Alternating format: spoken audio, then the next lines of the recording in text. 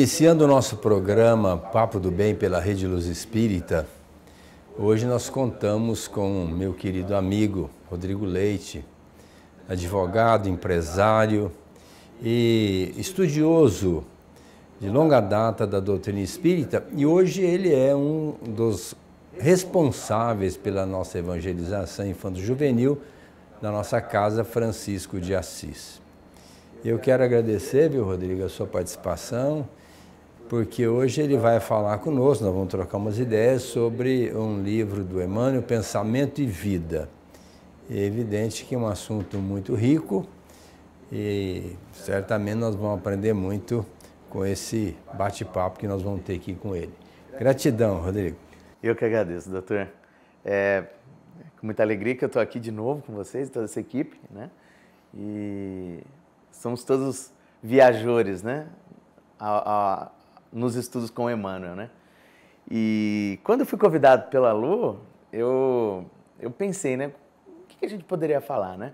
Eu tenho postado diariamente pílulas desse livro. E veio bem a calhar, né, que para postar no Instagram Pílulas do Pensamento e Vida, que já é um livro totalmente condensado, que ele é fininho, assim, não é porque eu estou com Kindle, né? Mas quem tem ele físico, ele é bem fininho e são capítulos todos concatenados para que nós, aqui na Terra, tenhamos um material que, segundo Emmanuel no prefácio, é uma cartilha dele. Você já ouviu falar disso?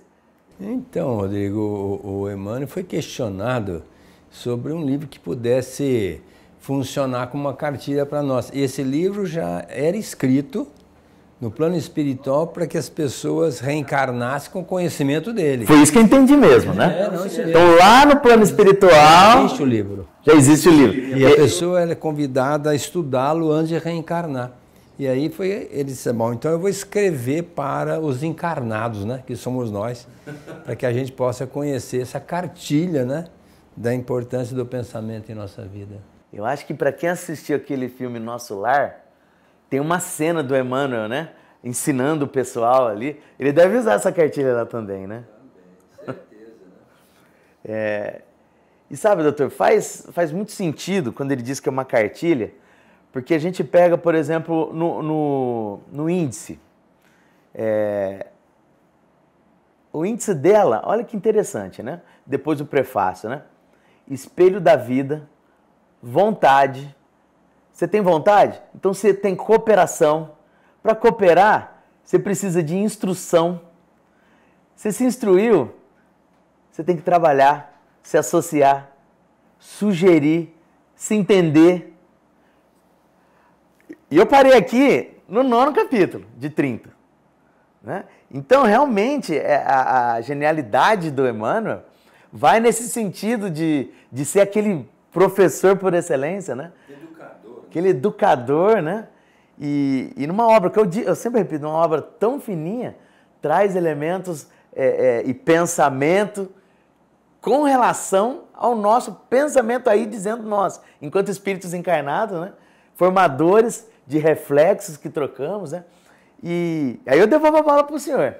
Pensamento e vida. Quando o Emmanuel diz, que é a frase que eu acho principal nessa obra, nosso pensamento cria a vida que buscamos através do reflexo de nós mesmos. O que o senhor entende com isso? Exatamente, que a gente projetando um pensamento, ele não tem obstáculo, ele vai para o lugar mais distante do universo e ele vai encontrar receptividade.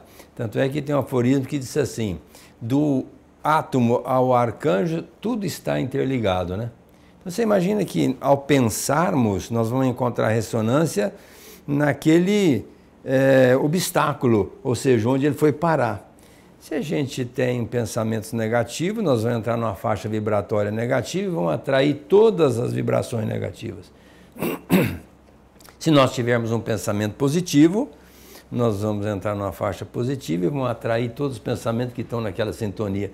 Por isso que Jesus disse assim, se os vossos olhos forem trevas, que grandes trevas serão. Nunca será a treva do pensamento infeliz da criatura. Ela atrai os outros pensamentos negativos e aumenta as trevas daquele pensamento. Então, imagina que a importância da gente estar selecionando os nossos pensamentos, o que nós estamos colocando na nossa mente. O senhor falando isso, me veio na cabeça agora essa polaridade que está no mundo, né? Não só no Brasil, né? Direita e esquerda, socialismo, capitalismo, qualquer tipo de polaridade reflete muito esses ensinamentos, né? Porque tanto de um lado quanto do outro está refletindo o pensamento e recebendo esses reflexos de volta, né? E cá entre nós, o extremismo nunca levou a humanidade a lugar nenhum, né? Porque Jesus nos ensinou a sermos fraternos, sermos um mundo globalizado há 2023 anos atrás, né? E a gente está aqui ainda patinando nessa história, né? E o pensamento, pelo que o senhor acabou de dizer, tem muito a ver mesmo, né? Porque a gente olha em volta, a gente consegue ficar próximo daqueles que pensam igual a gente e a gente repele aqueles que não pensam como a gente, não é mesmo? É a projeção, né? Você projeta e ele vai encontrar ressonância. Por isso é que Jesus nos convidou a fazer reflexão, vigiar e orar, sobre o que nós estamos pensando, o que nós estamos falando, o que estamos fazendo. Porque isso vai definir o nosso comportamento. E se nós estivermos numa faixa vibratória negativa, nós vamos abrir precedente para o envolvimento de espíritos trevosos e que vão aproveitar a nossa invigília, nossa inoperância, nossa imprudência, para nos levar a situações complicadas. Então eu lembro do Sêneca, que ele disse assim, o nosso pensamento, a nossa mente é um jardim adubável, cultivável. Se a gente não coloca produtos bons, só vão nascer ervas daninhas. Então você imagina que nós não podemos deixar também o nosso pensamento à deriva. Ele tem que ser direcionado. Ou seja, se deixa o terreno sem cultivar, vai nascer erva daninha. Então se a nossa mente não for adubada com pensamentos bons, o que virá? Pensamentos ruins. Mais uma prova do Emmanuel aqui. Eu separei um trechinho, né? O Emmanuel fala o seguinte, que ninguém permanece fora do movimento de permuta incessante. Então não basta só a gente pensar que está certo, né?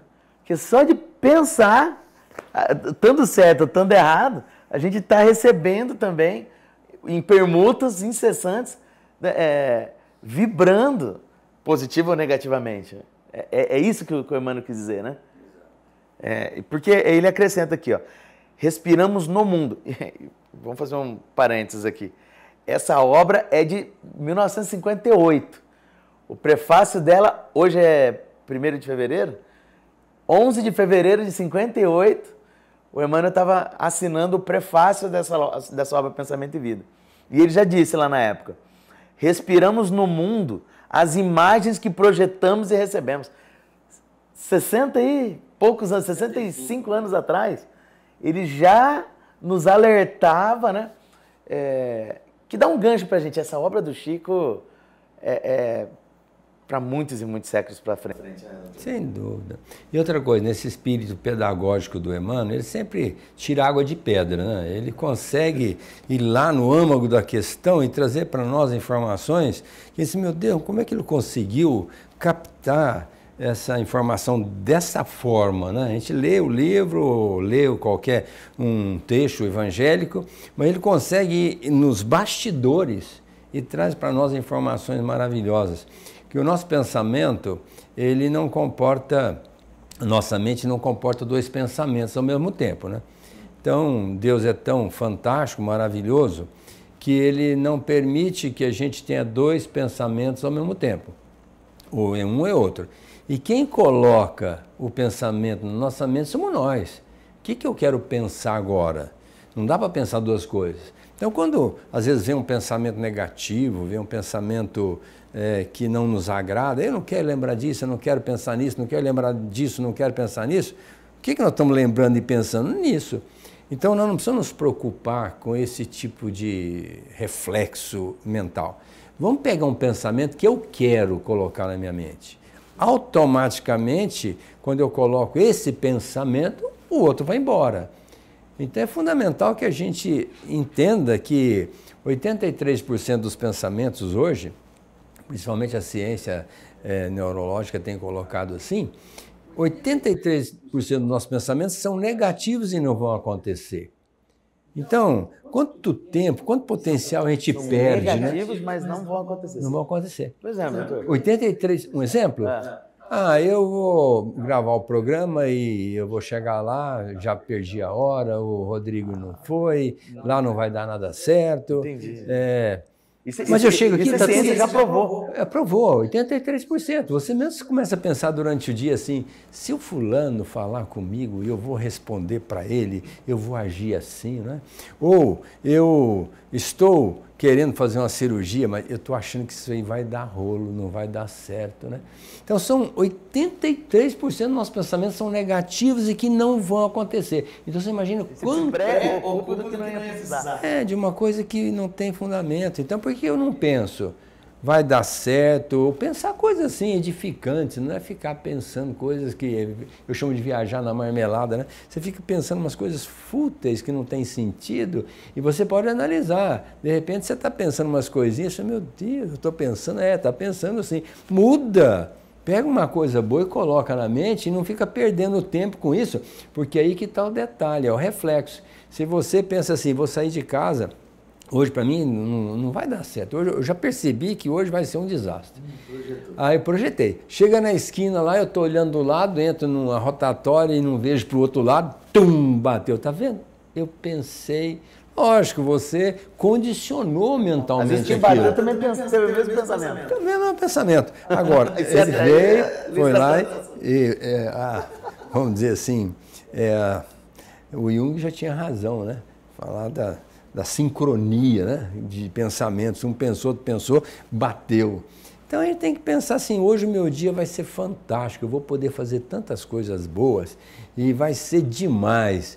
Realmente, só de eu pensar assim, eu já saio da faixa daqueles que levantaram cedo e disseram, nossa, segunda-feira é terrível, hoje vai ser um dia daqui, olha o sol, vai ser terrível hoje. Quer dizer, se eu levantar e entrar nessa, já chego no hospital, já vou encontrar um rolo que faz gosto, eu já vou encontrar um paciente impaciente, vou brigar com ele. Quer dizer, vai tudo dar errado. Agora, se eu levantar de manhã, fazer uma prece, eu fizer a prece de manhã, entrar numa sintonia boa e dizer, hoje eu vou arrebentar a boca do balão. E vou para o trabalho... O trânsito flui, até o sinaleiro vai sincronizar para eu chegar rápido. Chego lá, bom dia para aquele pessoal, né? E vamos que vamos. E de repente a coisa flui tudo. Para chegar no final do dia dizendo, nossa, que bênção, não é? Porque nós somos criados para sermos felizes, né? E não é possível sermos felizes senão através do amor, que a gente tem o mestre ensinando. E é engraçado, doutor, porque olha, o último capítulo da obra, o Emmanuel intitulou de amor. Amor. Eu acho que não deve ser por um acaso, né? Esse livro aqui é uma cartilha, né? Porque é o que o senhor acabou de dizer, se a gente acorda no primeiro instante e lembrar de Jesus, como que seria o nosso dia a partir daí? Não, e depois é o seguinte, na prece você vai vincular todas aquelas criaturas que você tem carinho, tem responsabilidade, né? Tem a custódia. Então veja que você já vai criar um vínculo positivo com aquelas pessoas, através de um pensamento de fraternidade, de amor. Agora, se você levantar e lembrar do fulano, nossa, eu não consigo engolir aquela criatura. Quem que eu vou encontrar na trajetória? Aquela criatura. E depois, meu dia hoje vai ser aziago, azedíssimo. Por quê? Já encontrei de cara a pessoa que eu odeio. Bom, olha, essa faixa vibratória é um desastre, né? Porque a espiritualidade negativa também aproveita esses ensejos para nos colocar em saia justa. Então é muito importante que a gente comece a ver a importância do pensamento e canalizar de uma forma objetiva, positiva, para que tudo dê certo, né? Nossa, é engraçado, porque o senhor falando aí, gente, a gente não combina nada aqui, né? quem segue o programa sabe que conversar com o doutor é cada hora um flash, né? E enquanto o doutor estava falando assim, passando o capítulo do amor, olha só, doutor, o que Emmanuel disse exatamente nessa linha de raciocínio do senhor. O amor, repetimos, é o reflexo de Deus. Nosso pensamento que a vida, através do reflexo de nós mesmos, que é a primeira frase que nós começamos o programa. É o reflexo de Deus, nosso Pai, que se compadece de todos e a ninguém violenta. Embora, em razão mesmo do amor infinito com que nos ama, determine que estejamos sempre sobre a lei da responsabilidade, que se manifesta para cada consciência de acordo com suas próprias obras. Então, pensar negativamente é ir contra a obra do amor, né? Positivamente é obra do amor, né? Então, orar e vigiar, né? Eu fiz um exercício de meditação uma vez. Estou tentando, através de yoga e tal. Você sabe que a coisa mais difícil é não pensar? Porque a hora que você senta com a posição de yoga que seja, ou sentado numa cadeira, qualquer que seja, não tem fórmula mágica. A hora que você começa a falar assim, não vou pensar, você já está pensando. Já está pensando. Então, eu acho que eu tenho uma admiração por esse livro, Pensamento e Vida, porque não só porque eu estive lá em BH com o Haroldo Dutra Dias e toda a equipe do Ser, num evento específico, né, um seminário, um litero musical a respeito dessa obra. Esse foi o gancho, o gatilho. Sou muito grato ao Haroldo e todo mundo lá do Ser, né, em BH, mas essa obra já produziu, por exemplo, 30 aulinhas para crianças de 3 a 5 anos. Essa obra já produziu palestras que você olhando, não precisa ler, você olha a lista de capítulos dela, o índice, em cada um deles a gente consegue encaixar as leis morais. Então, amor, lei de amor, né? Afinidade, trabalho, tem um capítulo, lei do trabalho, progresso, lei do progresso. Então, de fato, nós no movimento espírita, e aí eu queria a opinião do senhor também, eu acho que a gente deveria debruçar mais sobre essa obra, paralelo ao Pentateuco do Kardec. Porque uma obra tão despretensiosa, fininha, uma cartilhinha do Emmanuel, a hora que você compara ela com o Evangelho segundo o Espiritismo, com o Livro dos Espíritos, com Gênese, a gente começa a descortinar informações e ensinamentos, né? Métodos que ia melhorar muito a nossa vida. O senhor concorda comigo? Eu quero fazer um casamento. Pensamento e vida é masculino. Certo. Conduta espírita é feminino. A conduta espírita, feminino, né? O pensamento e vida, masculino. Eu quero casar essas duas obras. Pensamento e vida e conduta espírita. Eu acho que aí nós não precisamos ler mais nada. Ali tem tudo, é o casal perfeito. Se a gente for analisar a conduta espírita, por exemplo, nós vamos checar o pensamento e vida de começo ao fim e vamos ver como nós devemos nos conduzir como espíritas, porque o pensamento e vida é uma cartilha universal, é para todo mundo, né? Lembrando que é a cartilha que a gente está lá, aguardando para se reencarnar, né? Tem que estudá-la. Estuda ela para ir para Terra. E chega aqui, pega a cartilha e vai estudá-la novamente. Agora, a conduta espírita já é para o espírita. Vou até pesquisar aqui. Para o espírita, que já tem um conhecimento mais aprofundado da verdade trazida pelos espíritos, né? Conforme pergunta 627 do Livro dos Espíritos. Então, se a gente casar pensamento e vida com conduta espírita, não sobra nada. Pronto, acabou. São 2 livrinhos dessa finura, conforme você já falou do pensamento e vida, eu vou falar de conduta espírita, né? Então, agora, o que precisa estudar, né, Rodrigo, para a gente poder entender e colocar na nossa vida? A gente tem que buscar a nossa própria luz, né? Olha, o nosso tempo está já esgotando, mas nós vamos continuar um pouquinho mais, porque você tem muita coisa boa para falar para nós. Não, agora eu vou... o senhor fez um casamento, eu vou ter que estudar essa obra também para a gente voltar aqui, o senhor, para falar dela, e lembrar de hoje, né? Com relação à importância da gente ver as obras de Chico Emmanuel sempre à luz do Pentateuco de Kardec. Essa semana eu assisti de novo, acho que pela terceira ou quarta, 10ª vez, o filme do Kardec. Porque é muito importante, se você não assistiu o filme do Kardec, todo o desenrolar que antecedeu as obras do nosso codificador, a gente pede para que você assista. Por quê? Porque a doutrina espírita é isso, né? Ciência, filosofia e religião. Mas religião não no sentido de instituição Casa Espírita Francisco de Assis. Religião no sentido da gente se religar a Deus através do amor de Jesus. E outra coisa, por exemplo, Jesus é considerado um centro das religiões, católica, evangélica e espírita. Mas se a gente for pensar bem, Jesus não é ligado a religião nenhuma.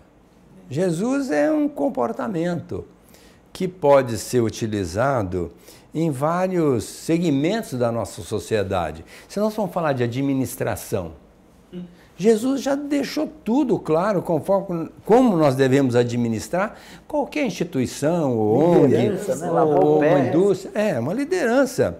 Se nós formos falar de educação, Jesus já disse como nós devemos nos conduzir como pedagogos, educadores. Se nós vamos falar de conjugalidade, de relacionamento, de família, nós encontramos Jesus falando conforme nós devemos trabalhar. Se nós vamos cultivar lá no campo, Jesus já diz conforme nós devemos agir lá no campo. Então Jesus é comportamento e não está dentro de uma religião, instituição teosófica. Ele é universal. Jesus veio na universalidade. Por isso é que ele disse assim, eu venci o mundo. Se a gente pensar, como é que Jesus venceu o mundo? Venceu coisa nenhuma. Foi crucificado, foi agredido, violentado, se submeteu à apreciação daquele povo. Como é que Jesus venceu? Mas, a bem da verdade, lógico que ele venceu, porque ele deixou bem instituída uma Constituição a ser seguida, como norma libertadora. Ninguém vai ao Pai a não ser por mim. Conhecereis a verdade e ela vos fará livres. Eu sou a verdade. Então, quer dizer, Jesus venceu o mundo, ele trouxe a lei de amor. Assim, é assim que vocês têm que viver. E não adianta. Às vezes a pessoa diz, eu sou evangélico, eu sou espírita, eu sou católico, messiânico. Nem todos que dizem Senhor, Senhor adentram ao reino dos céus, mas aquele que faz a vontade do meu Pai. Não é? Quer dizer, então a proposta de Jesus é trazer para nós um roteiro libertador. Ele passou por aqui, não escreveu nada, né? Então os evangelhos, através dos evangelistas, trouxe para nós aquilo que ele quis colocar. E depois vem o Emmanuel, vem André Luiz, vem uma série de espíritos. Antes Paulo. Paulo, vem através dos médios, ou no caso do Paulo, ele mesmo escreveu, com a ajuda lá do Timóteo, do Lucas, escreveu as epístolas, que também falam dessa notoriedade da nossa vida, da importância da nossa vida aqui no seio da Terra. Depois a gente recebe a doutrina espírita, novíssima, né? 100 e poucos anos. A doutrina espírita veio explicar para nós, para a gente não ter dúvida a respeito da vida. E eu vejo hoje o pessoal com os pensamentos tão desalinhados. Nesse momento nós estamos atravessando, esse mundo não tem mais jeito. Lógico que tem. Nós estamos perdidos. Não estamos, porque Jesus está sentado na proa do barco, nos conduzindo. A gente tem que remar, né? Porque ele não vai remar, ele está apenas conduzindo. Então nós vamos remar, fazer a nossa parte. Agora, vamos chegar no outro lado? Lógico. Vai ter intempérie no caminho? Vai, lógico que vai. Tem tempestade, tem maremoto, tem tudo isso, né? Mas se a gente vai se aparatando no conhecimento, na competência, nós vamos ajudar Jesus, porque ele vai nos conduzir, tem um tempo X na programação dele, mas a gente pode acelerar esse tempo nos acelerando na nossa transformação. Como nós podemos complicar a vida dele, né? Na proposta de nos trazer de volta para o reino de Deus, com a nossa atitude infeliz. Então esse pensamento e vida, ou seja, que vida você quer, que pensamento você está usando para coadunar. E a gente, hoje em épocas de redes sociais e de tudo muito líquido, né, e rápido, e a gente não consegue mais ficar mais do que 30 segundos prestando atenção numa coisa, né? É desafiador manter o pensamento numa faixa que nos ajudaria, né? Inconscientemente, a gente tem que, assim como tem que malhar, uma boa alimentação, tomar os cuidados necessários no trabalho, em qualquer situação, temos que ter a preocupação de pensar naquilo que nos vai fazer bem, pensar de uma maneira consciente de que o nosso pensamento cria a vida que buscamos. Que vida que a gente está buscando? Da inveja? Da cobiça? Da preguiça? A vida é uma festa? Ou o nosso pensamento vai naquilo que pode ser tudo isso, que a gente precisa ser feliz, mas também que precisamos nos melhorarmos, né? E seguir os exemplos do Cristo. Então, eu acho que o conjunto da obra é levar a gente a essas divagações, né, doutor? Então, que pena. Nós temos que encerrar o nosso programa. Foi muito legal, viu, Rodrigo? Obrigado aí pela participação. Um grande abraço a todos e tenhamos um pensamento legal e uma vida também consentânea. Não esqueçamos de viver a proposta de Jesus, como disse meu amigo Navarro, mas não sem Kardec, não é?